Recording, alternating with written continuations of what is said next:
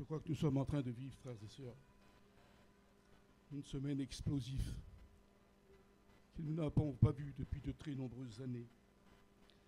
Nous sommes en train de vivre un rêve spirituel. Le cauchemar du Covid semble parti et nous sommes dans une nouvelle dimension maintenant. Quelle merveille que de connaître Dieu. Et si vous étiez à ma place ce matin, frères et sœurs, et que vous verriez cette vision que j'ai devant moi, il n'y a rien de plus beau, Seigneur. Il n'y a rien de plus beau. Dieu est avec nous. Je remercie Dieu de m'avoir permis d'être présent à cette rencontre. C'est la convention de la joie, la convention du renouveau. Depuis près de 3 ans, nous avions été séparés. Et là, c'est les grandes retrouvailles. Quelle beauté, mon Dieu. On n'arrête pas dans toute la journée de retrouver des frères. Et partout, c'est le sourire. Partout, c'est le bonheur. On n'a jamais vu ça. Enoch avait raison, on n'a jamais vu ça. Et c'est pourquoi je plains beaucoup de tout mon cœur ceux qui, pour des problèmes, n'ont pas pu assister à ce que nous sommes en train de vivre tous ensemble. Frères et sœurs, la semaine du changement est devant nous.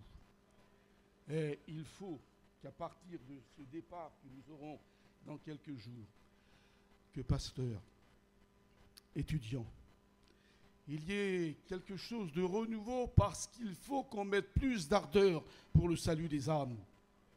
Ne soyons plus négligents. Donnons une chance à ceux qui n'ont jamais eu l'occasion d'entendre la parole de Dieu. Et pour vous, étudiants, je voudrais vous rappeler ce que je vous ai longuement expliqué dans nos cours. Ne perdez pas votre temps dans les églises. On n'a pas besoin de vous dans les églises. C'est tous des sauvés qu'il y a là. Les perdus, c'est dehors. Et c'est là que vous devez aller apporter justement vos encouragements. Et n'oubliez pas ce que nous avons prévu ensemble, tous nos rétrogrades, qui pour une raison ou pour une autre ont délaissé la bergerie de Dieu, de sorte que ce ne sont plus des chrétiens. Ils ont divorcé avec Jésus. Ils ont repris leur nom de païens. Et il faut que vous ayez le courage, le zèle, l'ardeur d'aller les retrouver et de les ramener dans la bergerie au nom du Seigneur Jésus.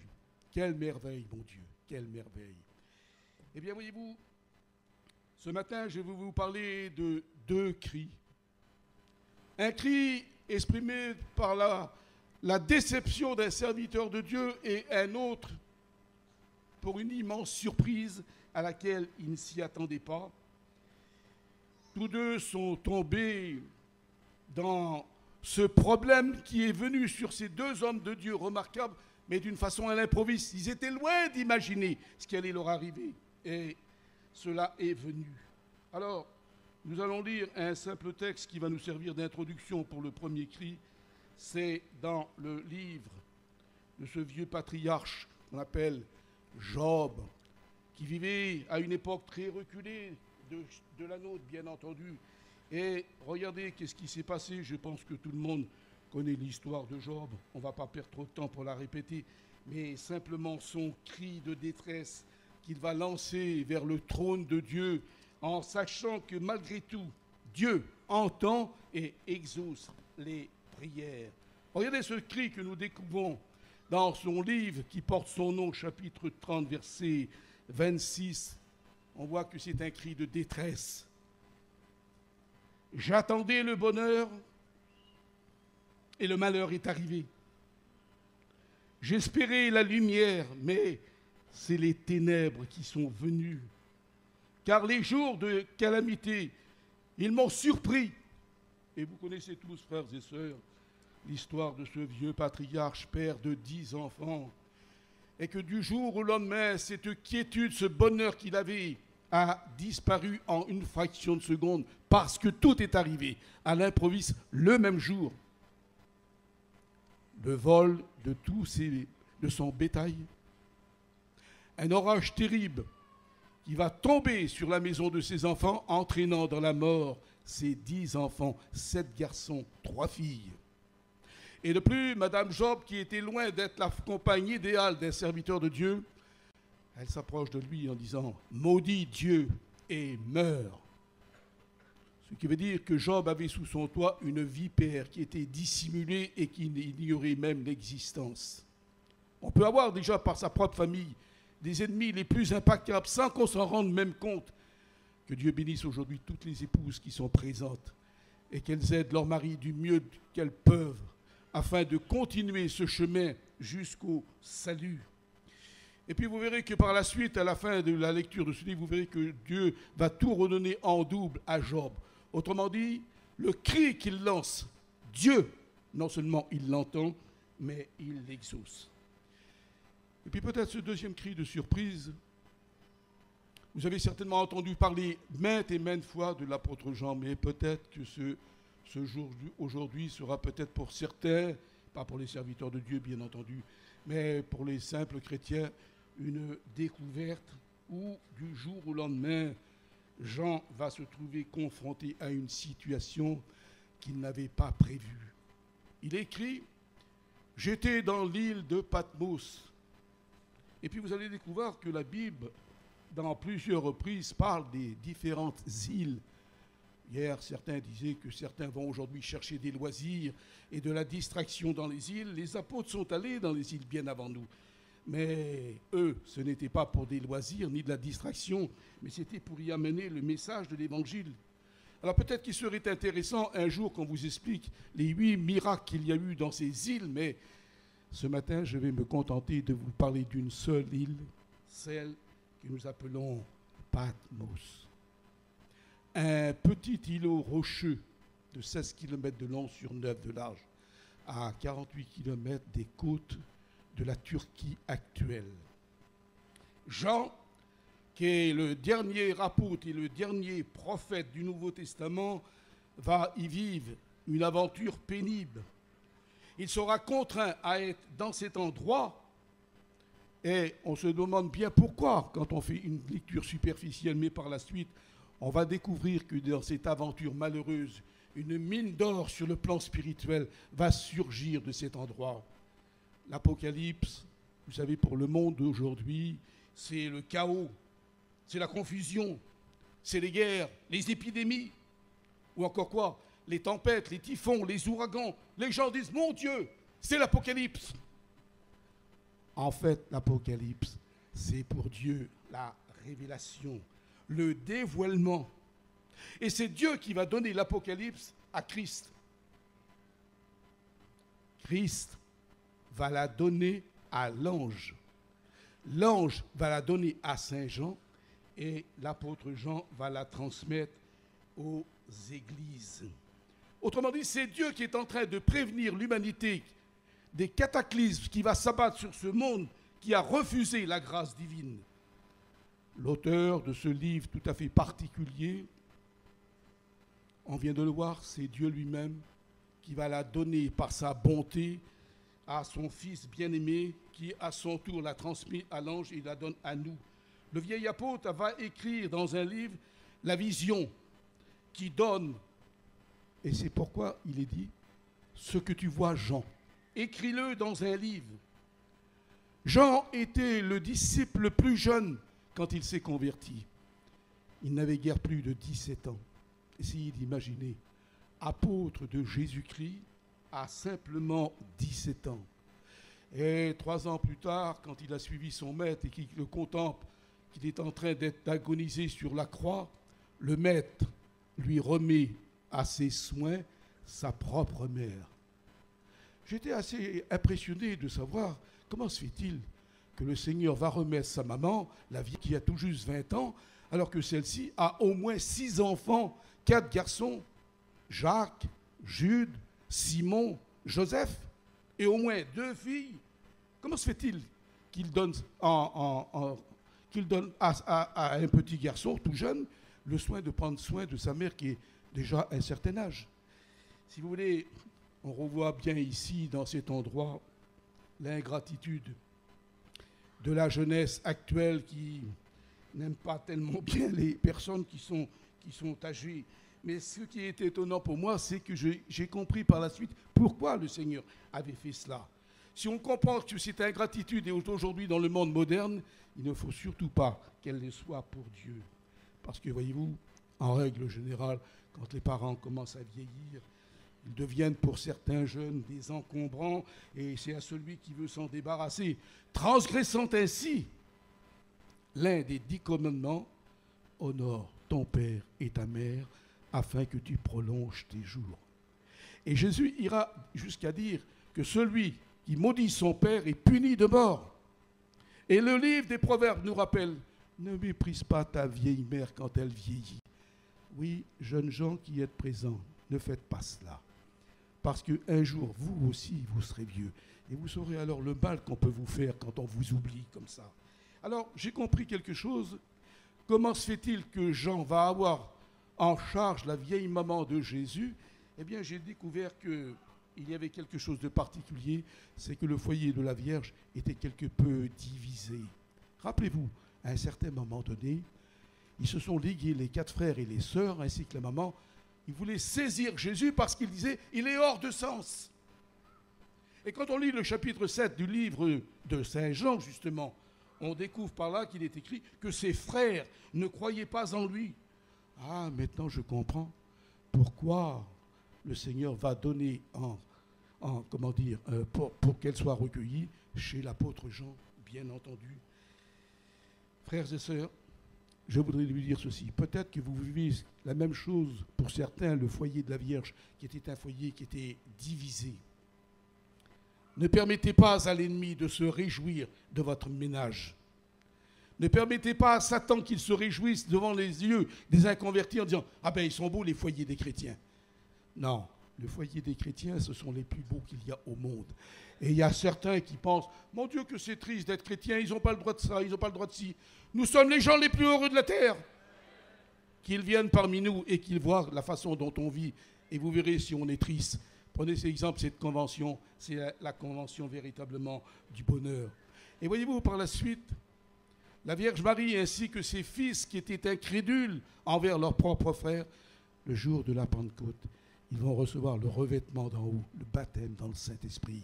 Et à partir de ces moments-là, la Vierge Marie n'aura plus de garçons divisés. Elle aura le bonheur d'avoir 2 excellents apôtres, Jacques, qui est le plus âgé et qui sera le chef de l'église de Jérusalem, l'auteur même de l'épître de Saint Jacques dans la Bible, et Jude qui donnera une prophétie tout à fait particulière en ce qui concerne le retour de Jésus-Christ de la fin des temps, quand il dit « Enoch, le 7e, a prophétisé qu'il viendrait accompagné des anges de sa gloire. » Oui, Dieu est capable de changer le mal en bien.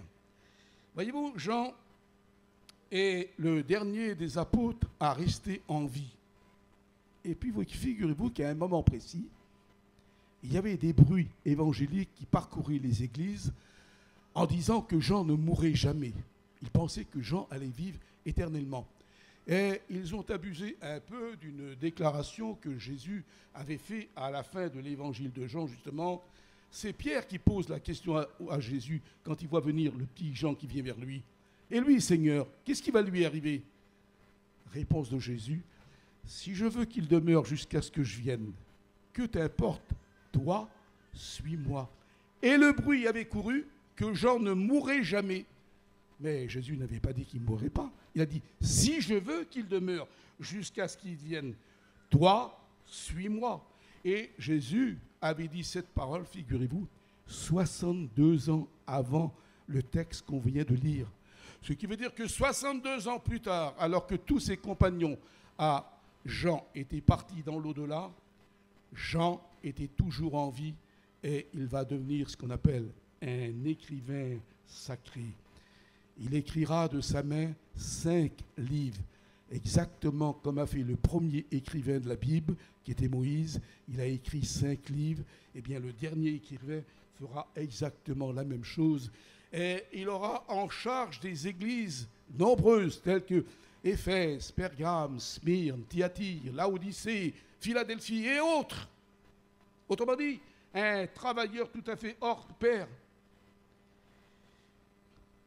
Un vieillard de plus de 80 ans, très actif, des centaines de kilomètres à pied, et ce, par tous les temps, qu'il vente, qu'il pleuve, qu'il neige. Ce vieillard infatigable ne cessait de rendre visite à toutes les églises du 1er siècle. Et puis voyez-vous, si vous voulez bien comprendre l'importance qu'il y a dans ces voyages, vous avez en fin de page de vos Bibles le le planisphère de l'Empire romain. Et tous ces traits que vous voyez ici sur nos Bibles, que vous avez sur les vôtres, ce sont les déplacements qu'ont fait les apôtres avec leurs jambes. Essayez d'imaginer des milliers de kilomètres à pied, alors qu'ils n'avaient même pas un vélo pour se déplacer. Et que certains chrétiens, ou même serviteurs, pour de très belles voitures ultramodernes et faire une réunion à 100 km, c'est encore trop tôt, trop pour eux. Que Dieu nous aide à redevenir des gagneurs d'âme comme nous l'étions tout au début du réveil. Et il faut que ça continue, frères et sœurs. Voyez-vous? Alors, j'étais en train de me poser la question encore ce matin très tôt. Il était à peine 6h30 que j'étais debout. Je regardais mes notes, comme font tous les serviteurs de Dieu. Je n'ai rien fait d'exceptionnel. Tout pasteur fait la même chose.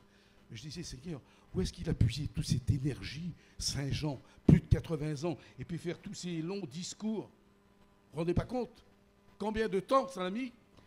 Eh bien, si vous lisiez avec moi le chapitre 92 du livre des psaumes, vous allez tout comprendre d'où Jean était en train de sortir son énergie qu'il avait. Regardez qu'est-ce qu'il est dit. Les justes, ils croissent comme le palmier.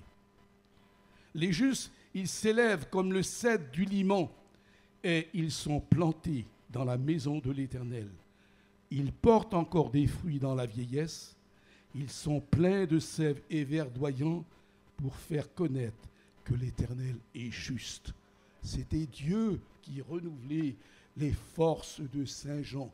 Et malgré le nombre de toutes ces années qui, logiquement, doit écraser un corps humain, elle le fortifiait davantage, de sorte que les églises étaient en train de vivre un véritable rêve, le dernier des apôtres.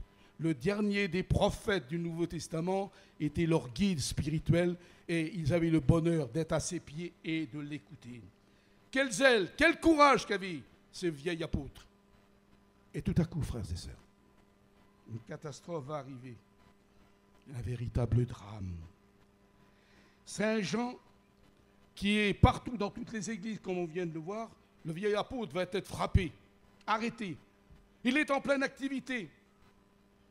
Ça va être pour les églises du 1er siècle une véritable tragédie.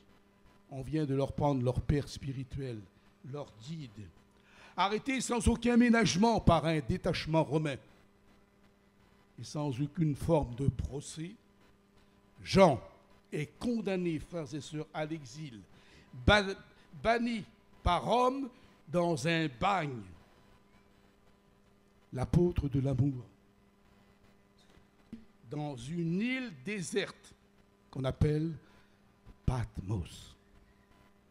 Un tout petit îlot rocheux, pratiquement de rien du tout. Alors voyez-vous, quand j'ai écrit ce message, je l'avais déjà médité il y a de cela plus de 30 ans. Et je disais, Seigneur, mais qu'est-ce qu'il a donc fait de si terrible pour que ce petit prophète juif laisse à craindre de l'empire le plus puissant du monde, Rome, dominer la terre entière? Et comment se fait-il qu'ils ont peur d'un petit prophète juif? Et ils vont l'exiler sur une île que j'ai appelée l'île de l'oubli. Qu'est-ce que l'armée la plus terrible au monde? Les légions romaines qui écrasent tout. Qu'est-ce qu'elles redoutent d'un vieillard de plus de 80 ans? Quel mal qu'il peut leur faire? Et voyez-vous, j'ai réfléchi longuement, très longuement. Et j'ai ressenti dans mon cœur la souffrance qu'a dû avoir Saint Jean quand il a vu pénétrer dans sa petite demeure avec fracas ce détachement romain qui brise tout sur son passage, il casse tout. Quelle surprise pour lui! Et le cri qu'il a lancé, « Seigneur, qu'est-ce qu'il m'arrive ?» Surprise totale. C'est un peu souvent notre réflexion à nous chrétiens. Quand il nous arrive une catastrophe qu'on n'avait pas prévue, qui nous tombe dessus à l'improviste. On avait peut-être prévu bien des choses, mais l'imprévu, on ne l'avait pas prévu. Rappelez-vous, il y a à peine 2 ans, quand cette catastrophe est tombée non seulement sur nous, mais sur le monde entier. Et aujourd'hui, il y a à travers le monde des milliers de victimes. Qu'est-ce qui s'est produit? Et certainement que dans le cœur des chrétiens, ça a été la même réflexion. Seigneur, qu'est-ce qui nous arrive? Quand on comprend l'épreuve, on prie. Quand on comprend l'épreuve, on s'humilie. Mais quand on ne la comprend pas, on se révolte. Et souvent, on tend le poing vers Dieu. Vous savez, il m'arrive souvent de parler du Seigneur comme font des serviteurs de Dieu à des gadgets. Et que des fois, nous ne m'avons pas dit ce mot. Ah, vous savez, monsieur, hein, s'il y avait un bon Dieu, il n'y aurait pas de guerre, il n'y aurait pas de microbes, il n'y aurait pas de ceci, il n'y aurait pas de crime. Alors je laisse parler ces gens. Et une fois qu'ils sont terminés, je leur dis, écoutez, vous avez entièrement raison, monsieur ou madame. Disons que Dieu n'existe pas, c'est l'invention des chrétiens. Alors ils m'écoutent avec attention parce que je vis dans leur sens. Je dis, rayon de la carte, Dieu n'existe pas, invention des chrétiens. Mais dites-moi, mes amis, comment se fait-il qu'il y a aujourd'hui des guerres, qu'il y a des crimes, qu'il y a des assassinats, qu'il y a des viols, et qu'il y a toutes ces épidémies qui empoisonnent l'humanité entière? Ah, mais ça, monsieur, c'est les hommes qui le font. Je dis, voyez, vous venez vous-même de donner la réponse. Dieu qu'on met sur le banc des accusés, c'est le plus grand innocent de tous. Parce que Dieu ne veut pas notre misère. Dieu est un Dieu qui est bon. Dieu est un Dieu d'amour. Il a tellement aimé le monde qu'il a sacrifié son propre fils pour le salut de l'humanité qui était coupable. Et c'est ce que Jean va maintenant apprendre et apprendre à tout le monde entier en écrivant ce livre. Voyez-vous, sans qu'il s'en rende compte, ce vieillard en question va être enchaîné, jeté au fond d'une galère en partance pour une île déserte, celle que nous avons citée, Patmos. Mais ça, Jean, il l'ignore. Il ne sait pas où il va. Et il est probable que ce sont les prisonniers, les galériens qui vont le mettre au courant. Nous allons à Patmos. Et eux savent ce que ça veut dire. Ce sont des prisonniers, des hommes sans foi, sans loi. C'est l'île du désespoir, mon ami. Alors, bien entendu, si pour le monde de l'époque, l'île, c'était l'île du désespoir, pour les églises du 1er siècle, cette île, c'était l'île du diable. Imaginez la joie de Satan quand il a fait arrêter Saint Jean en pleine activité. Les chrétiens sont déboussolés, ils n'ont plus de guide, ils n'ont plus de point de repère, ils n'ont plus de père spirituel, plus rien. Quelle joie pour le prince des ténèbres. Et Jean, dans sa galère, est en train de souffrir les 1000 morts parce que vous allez comprendre qu'à bord de cette prison flottante, il était enchaîné comme un galérien au fond de la cale. C'est ce que faisaient les Romains de cela. Et à cela s'ajoute certainement la souffrance morale. Jean, si actif, va être entraîné dans une aventure qu'il n'a pas souhaitée, arraché aux siens, arraché à ses églises, et il se retrouve au milieu de la mer, seul, en compagnie des hommes, comme je vous ai dit tout à l'heure, sans foi ni loi. C'est alors qu'un souvenir va venir dans la tête de Saint Jean. 60 ans auparavant, j'ai bien dit 60 ans auparavant, Jean était dans un bateau. Il était en train de réparer son filet avec son père Zébédée et son frère Jacques, quand un inconnu a passé devant lui. Il lui a dit 2 mots. Toi, suis-moi. Et ils ont tout laissé et ils l'ont suivi. C'était la première fois qu'on découvrait celui qui plus tard porterait le nom de prophète Jean dans un bateau.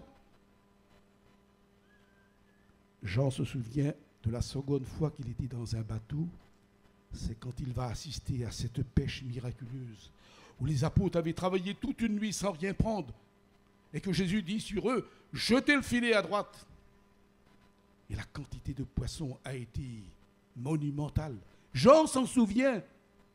Et puis peut-être pour la 3e fois, son souvenir va encore dans ce bateau, où un jour Jésus dit, passons de l'autre bord. Et dans ce bateau, qu'est-ce qu'il y avait?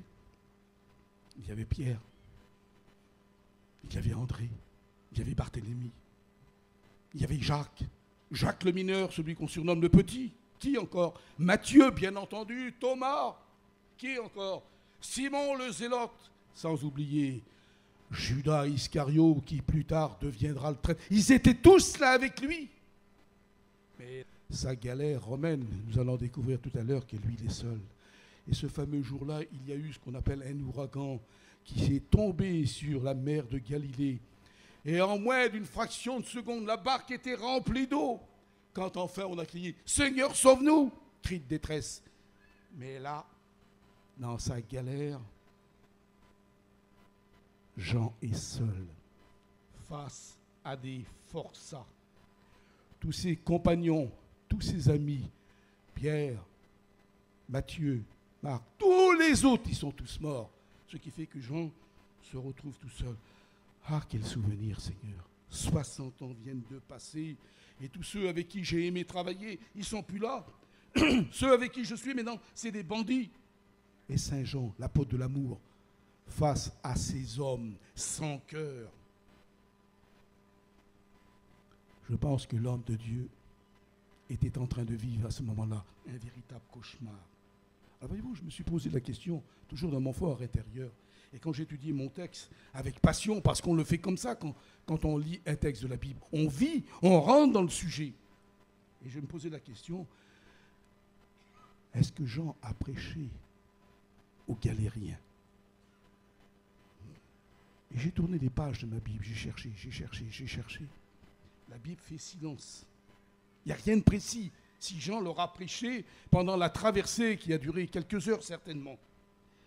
Mais connaissant le zèle et l'ardeur de ces hommes de Dieu, on peut être sûr qu'il l'a fait.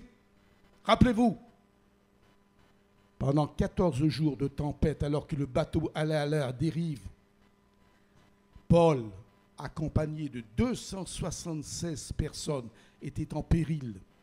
Pendant 14 jours, il n'y a pas eu d'étoiles, pas de soleil, pas de lumière. On a dérivé. Et Paul n'a pas cessé de leur prêcher. Si donc il a été capable de le faire, les apôtres l'ont fait également. Où? Partout. Ils ont continué à prêcher, rien ne les arrêtait. Mais de quelle part ils étaient faits, ces hommes-là, Seigneur? On les mettait en prison.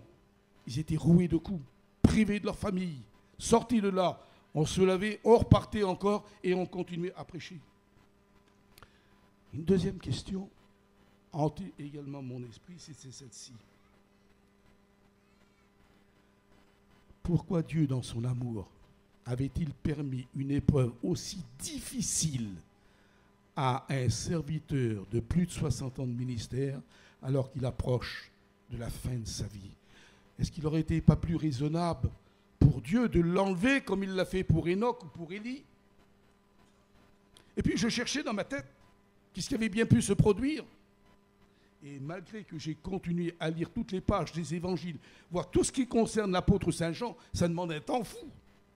Je n'ai jamais rien vu que Jean a déplu à Dieu ce jour-là. Et c'était justement, frères et sœurs, ce rien qui me posait problème. Parce que si Jean avait failli à sa mission, j'aurais dit, ben oui, il mérite un petit peu ce qu'il a eu parce qu'il a eu quelques petites faiblesses. Mais là, il n'avait rien. Le prophète n'avait rien fait de mauvais. Il était coupable de rien. Et dans son épreuve, il était innocent. Ce qui nous amène à vous dire les larmes que Saint Jean a versées à bord de ce bateau. Quel cri de souffrance. Seigneur, qu'est-ce qui m'arrive? Qu'est-ce que j'ai fait pour mériter un tel sort? Et il semble, dans un premier temps, frères et sœurs, tenez-vous bien, que la prière de Saint Jean n'est pas exaucée. On dirait que Dieu n'écoute pas cette prière. Ce qui nous amène à dire que Dieu a aussi un temps d'attente. Et quand il ne répond pas à notre prière séance tenante, c'est qu'il y a un problème qu'on ignore, mais que lui, il sait.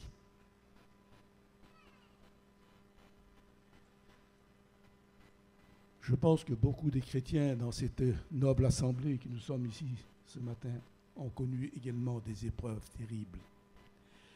Des épreuves, et ils ont certainement versé des larmes qui étaient amères. On ne comprend pas toujours sur le moment. Mais dans ma propre réflexion, alors que je parlais comme ça, j'ai revenu sur la même position. Mais j'ai dit, Seigneur, pourquoi tu as permis cette souffrance morale, cette souffrance physique, séparation de tous les siens, les larmes de Saint Jean, et là, tu réponds pas à la prière. Pourquoi tu ne l'as pas enlevé comme tu l'as fait pour Enoch et puis pour Élie? Et peut-être que vous vous posez, vous, la même question. Je vous donnerai la réponse tout à l'heure. vous aurez la réponse. Pourquoi Dieu ne l'a pas enlevé? Alors, retrouvons notre vieil apôtre dans son île du désespoir. L'inaction, elle pèse sur son cœur. Lui, ciselé, je vous ai montré tous les endroits qu'il allait. Et que tout à coup, le voilà cloué dans un bagne. Patmos, c'est un cachot naturel, frères et sœurs. À près de 50 km de la rive, le meilleur nageur au monde ne pouvait pas faire ça, surtout à cette époque-là. Il est seul comme chrétien sur cette île maudite, en compagnie d'hommes cruels, batailleurs, au langage grossier. Et pourtant, il a à son actif 60 longues années de ministère. On serait tenté de dire, nous qu'on est humains, il a le droit à une heureuse vieillesse, une bonne retraite. En fait, de retraite, ça a été pour Jean l'isolement, les privations, les coups, les injures. Mon Dieu Seigneur, mais c'est pas possible Seigneur, que tu puisses permettre une telle chose.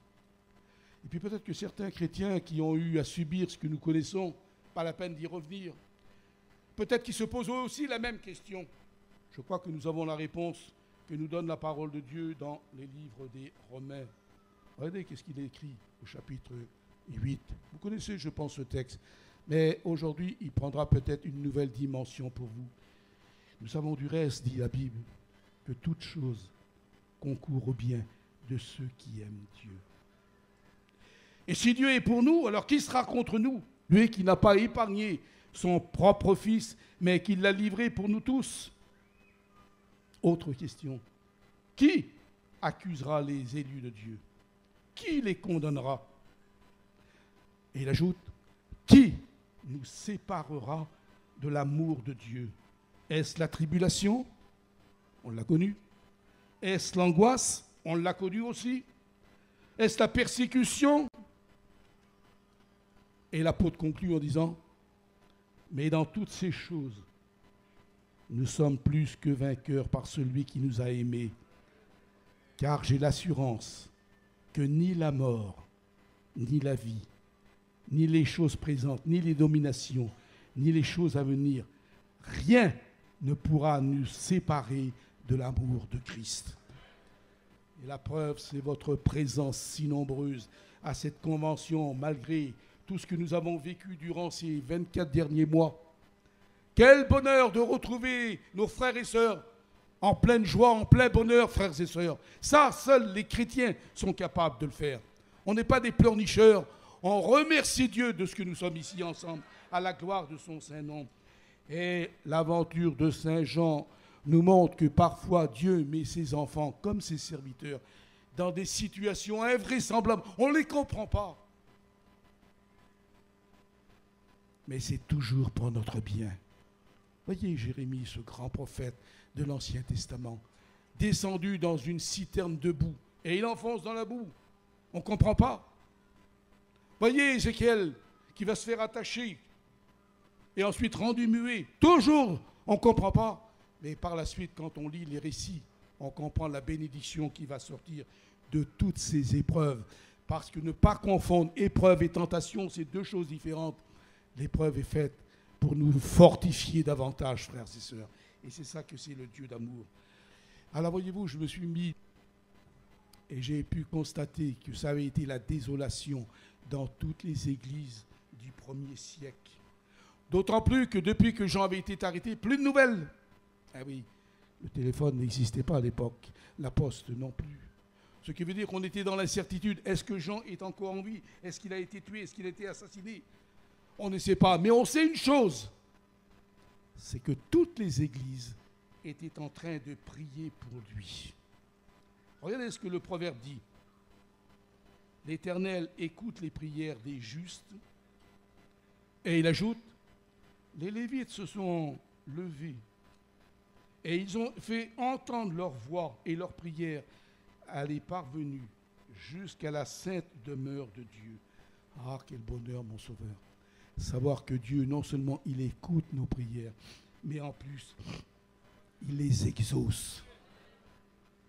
Je ne sais pas si vous avez été frappé comme moi pour les témoignages bouleversants que nous avons écouté hier soir, ça vaut tous les déplacements du monde d'avoir entendu ce que nous avons entendu hier, des témoignages de cet enfant qui a été miraculeusement guéri, ainsi que cette sœur.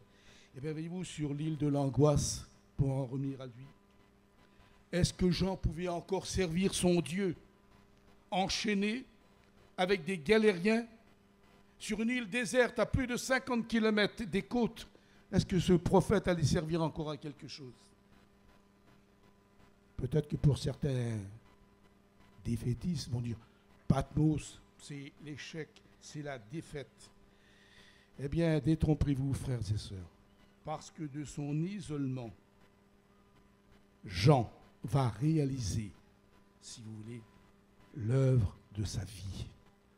Il va écrire le best-seller le plus important qu'il y a au monde, puisqu'il va être traduit dans plus de 40 langues différentes, dans le monde entier.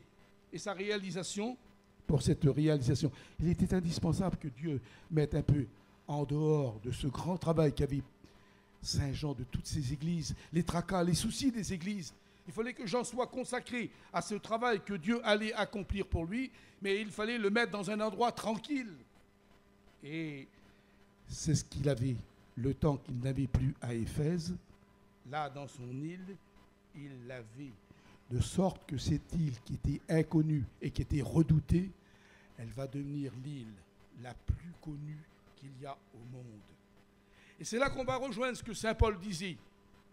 Prêche en toute occasion, favorable ou non. Et c'est ce que Jean a fait. Et c'est ce que nous, serviteurs de Dieu, Vie et Lumière, allons faire à partir de cette mission. On va redoubler d'ardeur. On ne va pas s'arrêter à la chaleur. On ne va pas choisir les endroits précis. Et si je puis me permettre de vous dire quelque chose à tous nos conducteurs de groupe,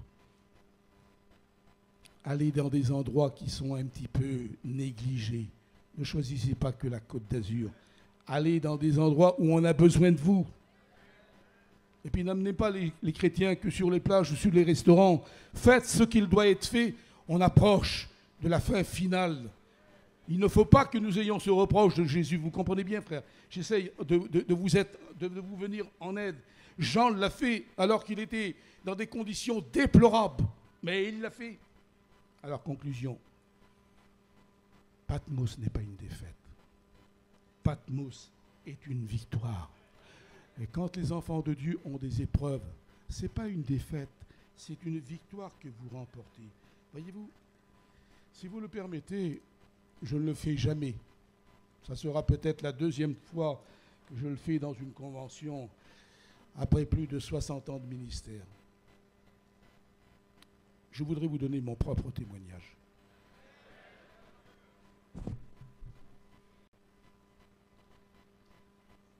Je suis né donc en 1941 et ma mère m'a mise au monde le long d'un mur alors que les bombes tombaient sur la ville. Quand j'ai écouté l'Évangile pour la toute première fois, je n'avais que 12 ans. Ensuite, je suis rentré dans les eaux du baptême 2 ans plus tard. J'ai donc été baptisé le 14 août 1955, ce qui va faire dans quelques semaines 67 ans que j'appartiens à Jésus-Christ. Pendant toute ma jeunesse, j'ai été au service du Seigneur et j'ai entraîné ma nombreuse famille avec moi. Mes enfants ont été comme moi, ils n'ont pas connu le monde. Voyez-vous, à l'âge que j'ai n'ai pas honte de vous le dire. Je n'ai jamais connu ce que c'est qu'une boîte de nuit, un bar ou un truc comme ça. Je ne me suis jamais battu de ma vie. J'ai connu que l'Évangile. Quand je me suis marié, ma femme n'avait pas encore 16 ans. Et depuis 63 ans, nous sommes tous les deux ensemble. Et voyez-vous, j'étais tellement engagé dans les années 78, comme vous le saviez, j'avais des émissions de radio chaque semaine, j'avais des émissions de télévision parce que la Fédération protestante m'avait demandé d'être leur collaborateur dans les émissions de télévision chaque dimanche matin dans le cadre de Présence protestante. Le travail est monumental, bien entendu. frère Lecosec m'avait demandé également de rédiger la revue et Lumière, ce que je faisais avec beaucoup de joie. Donc répondre aux courriers des auditeurs, ça prenait du temps infini. Et malgré le chahut de tous les enfants, je me rappelle quand le frère Lecosec venait chez moi, il se tenait la tête, il disait « Mais comment que tu fais ?» Eh oui, dans la caravane, il y avait 12 enfants, alors c'est bruyant.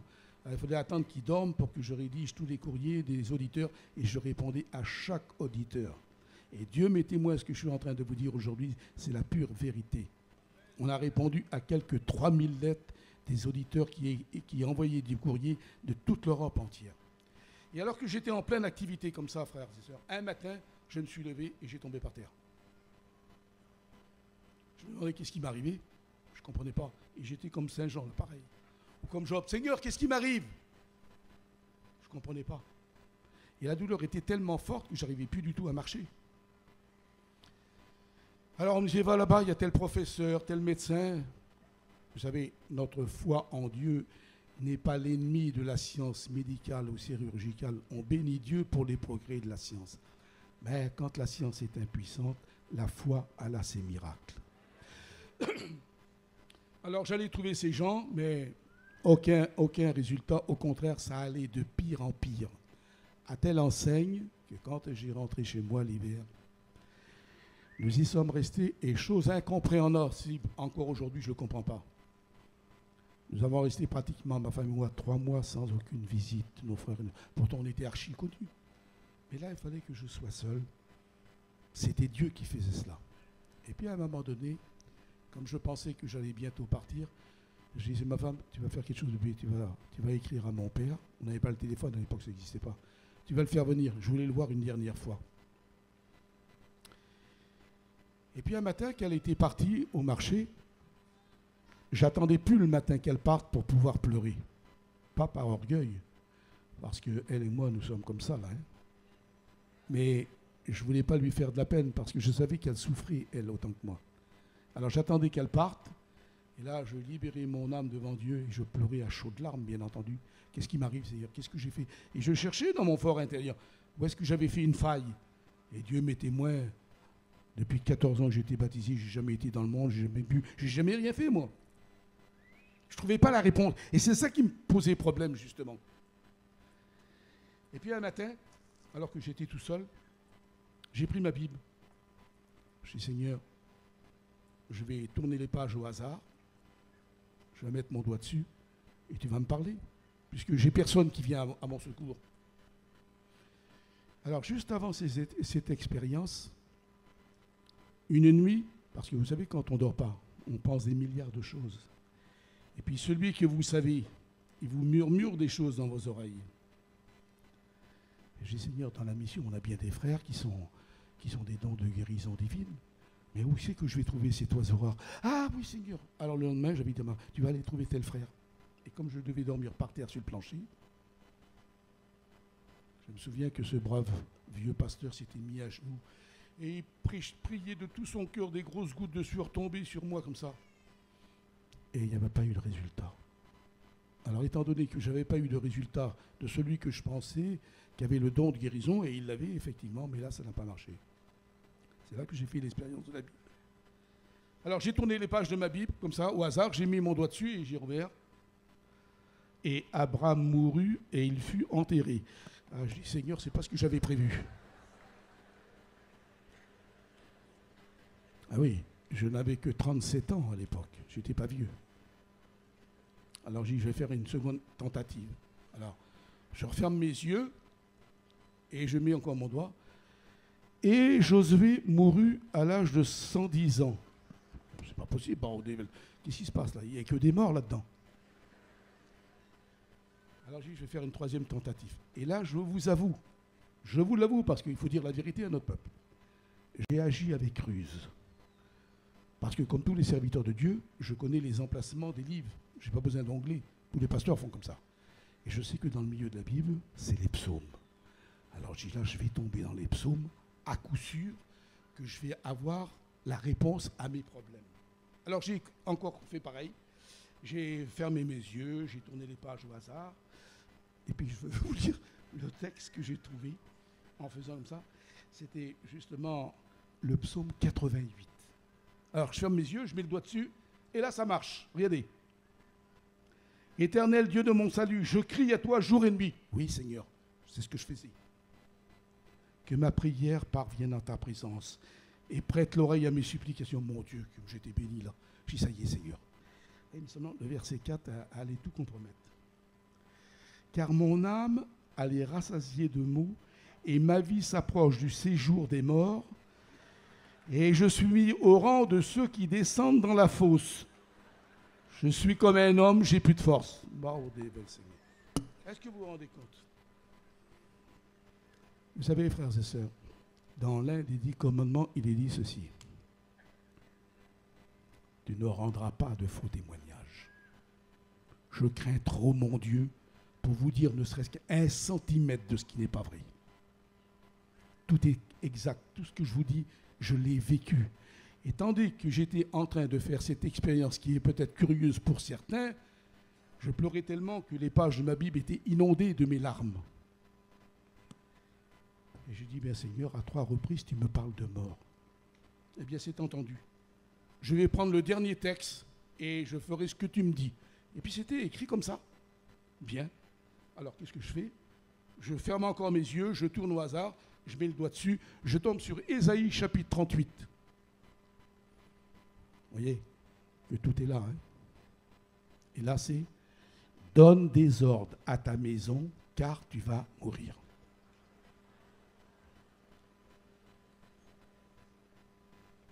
Pour moi, c'était fait. Dieu venait de mettre un terme à ma vie. Eh bien, figurez-vous, au lieu d'être lamenté, au lieu de me tourmenter, je me suis assis dans mon lit.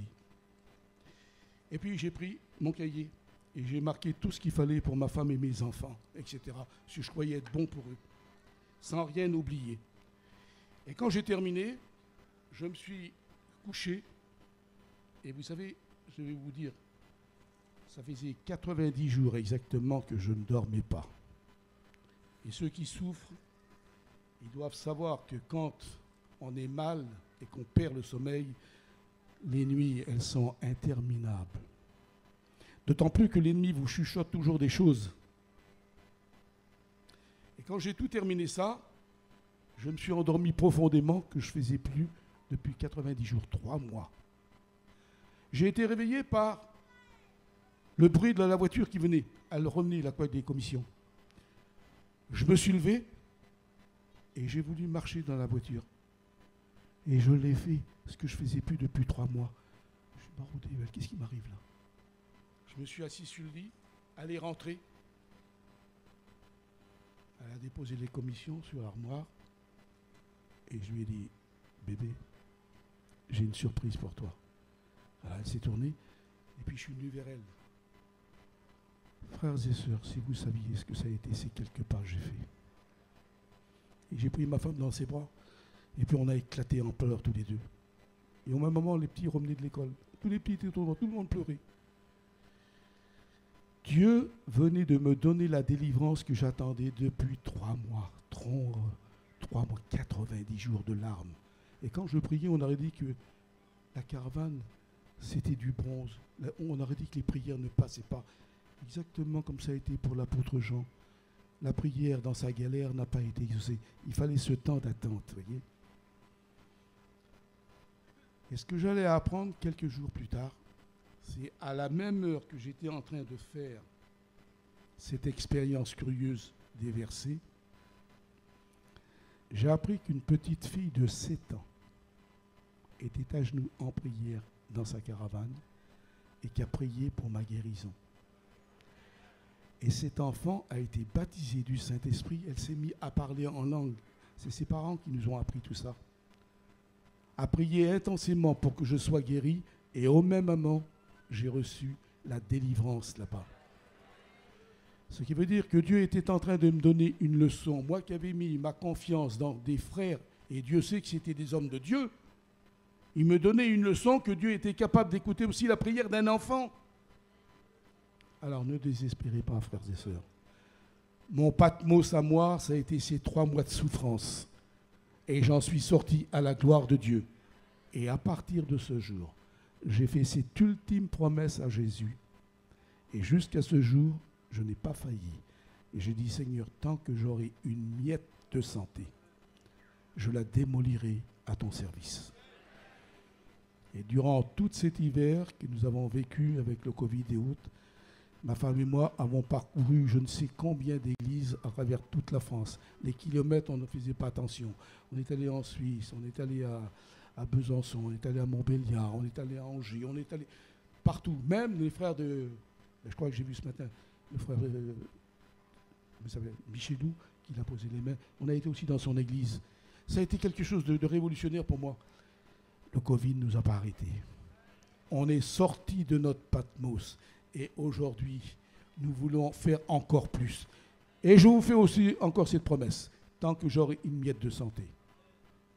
Vos jeunes qui viendront à l'école biblique, ils seront aussi enseignés avec ma participation, avec la collaboration de tous mes frères qui enseignent, qui sont là.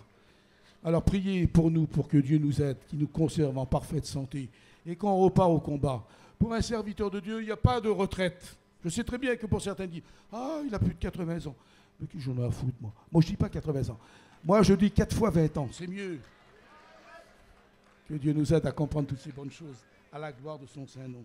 Alors, si vous êtes dans votre Patmos, qui jusqu'à présent, vous n'avez pas été exaucé par vos prières, frères et sœurs, continuez. Ne désespérez pas. Tout vient au moment où Dieu a choisi. Rien ni personne ne pourra nous séparer de l'amour de Dieu. Et cette attente, nous l'attendons parce qu'un jour, toute cette assemblée qui est là, en une fraction de seconde, ils partiront à la rencontre du Seigneur. Vous savez, je vois les titres déjà dans les journaux qui vont paraître quand ce jour magnifique va arriver. Vous voyez, on peut symboliser ceci. Tenez, juste pour terminer. On va dire un foyer mixte. Le mari est chrétien, la femme ne l'est pas du tout. Et il essaye, bien entendu, de convaincre sa jeune femme de venir à Jésus. Elle refuse toujours. C'est une pièce que nous avions écrite il y a de ça plus de 40 ans. Et puis un soir, alors qu'ils sont allés se coucher, il veut lui lire un verset de la Bible. Et puis elle lui dit « Oh, laisse-moi tranquille avec ta bondieuserie, ça ne m'intéresse pas. » Et elle se tourne de l'autre côté. Et nous, les maris, on sait ce que ça veut dire quand l'épouse se tourne de l'autre côté. Hein, c'est pas vrai, les gars? Bien sûr que si. Ça veut dire « Fiche-moi la paix ». Et puis voici que le matin très tôt, la dame inconvertie se lève. Elle allume le bouton de la télévision, les pubs y passent, les dessins animés. Et tout à coup, il y a ce qu'on appelle un flash d'information. Chers téléspectateurs, nous interrompons momentanément nos émissions pour vous faire part d'un événement qui a eu lieu il y a à peine quelques heures. Des millions d'hommes, de femmes et d'enfants ont mystérieusement disparu. Nous vous tiendrons au courant dans les heures qui viennent. Et la dame incrédule retourne dans la chambre, le lit est vide. Elle découvre le verset que son mari avait voulu lui lire la veille et qu'elle n'avait pas voulu. Luc, en cette nuit-là, de 2 personnes qui sont dans le même lit, l'une sera prise, l'autre laissée. Et elle comprend qu'elle a été laissée. Et puis l'histoire disait que nous faisions justement cette petite mise en scène dans une convention. Et tout à coup, on entend une clameur terrible dans la convention. Des quantités de gens qui viennent sous le chapiteau, la plupart des rétrogrades. Ils sont tous à genoux dans la poussière. Chacun implore parce qu'ils manquent tous quelqu'un de chez eux. Soit le mari, soit la femme, soit les enfants. Et eux sont restés là. Et je disais que l'un de nos vieillards montait sur notre estrade, parlait au micro en demandant le calme. Comme les menchi, Shulan Mishto. Et ce vieillard était en train de dire « Mon fils me disait, Tata, si tu continues à boire, quand le Seigneur viendra, tu resteras. » Et ce vieillard était en train de renverser sa bouteille d'alcool par terre. Et il disait à tous « C'est à cause de ça que je suis resté. » Et ceux qui sont par terre dans la poussière, ils savaient pourquoi ils étaient restés. Pour du mensonge, pour de la haine. On ne va pas faire les... On sait qu'est-ce qui nous arrive de mal. Eh bien, frères et sœurs, c'est exactement comment les choses vont se produire. En une fraction de seconde, comme l'éclair part de l'Orient jusqu'au se montre en Occident, ainsi sera la venue du Seigneur. Vous ne vous rendez pas compte la beauté?